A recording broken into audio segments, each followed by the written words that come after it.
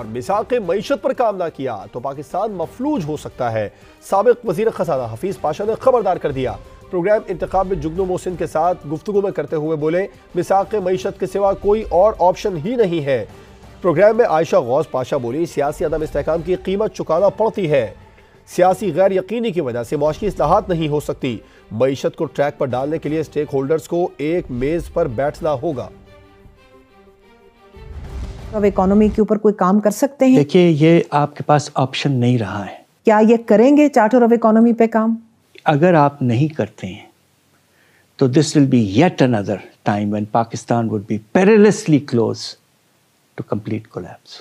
زمینداری طبقہ، سینئر جو ملٹری کے جو بڑے آپ کے سینئر لوگ ہیں، تیسرا جو ہے وہ آپ کے جو سرمایہ دار ہیں، بیوروکریٹس، یہ ہے آپ کا اشرافیہ۔ ان کے ہاتھ میں پالیسی میکنگ ساری ہے، تو انہوں نے اپنے لیے بے شمار مرات ٹیکسز کے نظام میں، سبسڈیز میں، خرچوں میں، ہر طرح کے بینیفٹس حاصل کیے ہوئے ہیں۔ جب حکومت اپنے آپ کو سیف کر رہی ہوتی نا، تو وہ اسٹرکچرل لانگ ٹرم ریفارم نہیں کرتی، وہ ناک تک دیکھتی ہے۔ جو پاور میکنگ ہوتے ہیں لوگ، ان کو یہ بات کا خیال ہونا چاہیے کہ یہ جو گورنمنٹ اتارنا گرانا، یہ کوئی کاسٹ لیس سی چیز نہیں ہوتی، یہ عام بڑی لوگوں کی قیمت ادا زندگی کرنی پڑتی ہے۔ اگر اکانومی کو صحیح فوٹنگ پہ ڈالنا ہے تو ہم نے جتنے امپورٹنٹ اسٹیک ہولڈرز ہیں، انہوں نے اب ایک میز پہ بیٹھ کے یہ طے کرنا ہے کہ ہاں، ہمیں پاکستان کو اب چلانا ہے۔ حفیظ پاشا نے خبردار کر دیا۔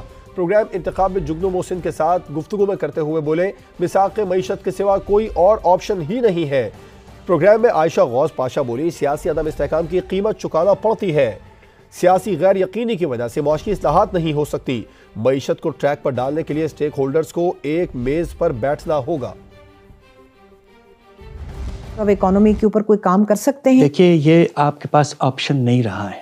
کیا یہ کریں گے چارٹر آف اکانومی پہ کام؟ اگر آپ نہیں کرتے ہیں تو دس ول بی یٹ اندر time when Pakistan would be perilously close to complete collapse.